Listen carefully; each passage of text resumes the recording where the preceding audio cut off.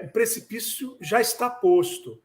E ele já estava posto no último dia 7 de setembro, apenas para poder fazer essa passagem que o Martiniano tão bem tratou, né, do que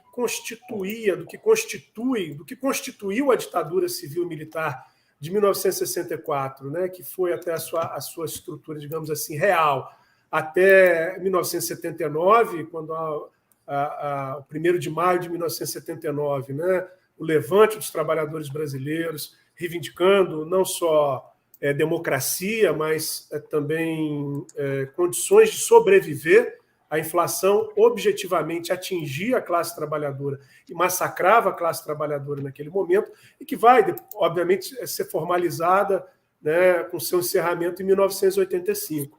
Mas a passagem, né, do que nós vivenciamos hoje e o pretenso anúncio do golpe do Bolsonaro no 7 de setembro passado, né, nós discutimos isso e anunciamos antes a nossa opinião de que isso não era viável, porque o golpe já estava em curso.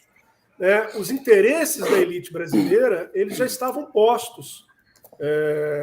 Se nós tivéssemos que eleger uma data para um golpe na realidade brasileira, ele se dá na ligação de 2016 com o golpe contra a presidente Dilma e a prisão do Lula em 2018, inviabilizando a disputa eleitoral. E aqui eu não quero isso a despeito de qualquer crítica, né? Afirmar isso, obviamente, não significa uma subscrição absoluta ao que foram os governos do PT, nenhuma subscrição absoluta ou uma isenção de crítica ou uma venda daqueles que nada enxergam, né, em termos de problemas no campo da esquerda ou mesmo na governança exercida pelos governos do PT. Mas, objetivamente, os interesses se expressam a partir de 2018 com a eleição de Bolsonaro e eles estão postos. Eu brincava, não, né? Eu mencionava isso. A gente abre 2020, a pauta era o fim do Sistema Único de Saúde, o fim da saúde pública brasileira, né? A diminuição, desvinculação das verbas constitucionais, né? Dos 25% destinados à educação, não só no período pandêmico, isso eles conseguiram aprovar, mas a desvinculação por completo, abriu o processo de redução de salário de servidores em geral, possibilidade de demissão dos servidores públicos e substituição por cargos comissionados indicados por esse governo, a venda das estruturas públicas de empresas, né, abandonar por completo qualquer projeto de autonomia em relação ao petróleo, à geração de energia elétrica, à estrutura, né, digamos assim, de autonomia, de independência do Brasil, uma lógica de destruição da Amazônia, dos espaços de preservação, entregando isso para o que há de pior. Se é que há alguma coisa boa no agronegócio, isso é outra conversa, né, sobre modelo econômico, desenvolvimento, mas, digamos, entregando isso para o agrogolpe e para o garimpo.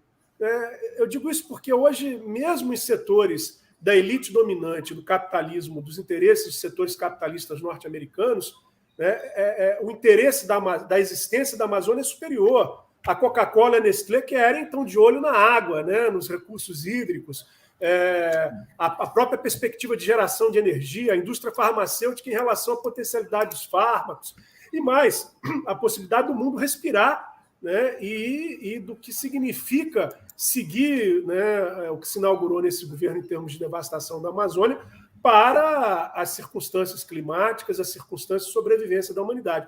Mas estou dizendo isso tudo porque, desculpe, isso tudo porque isso estava em curso.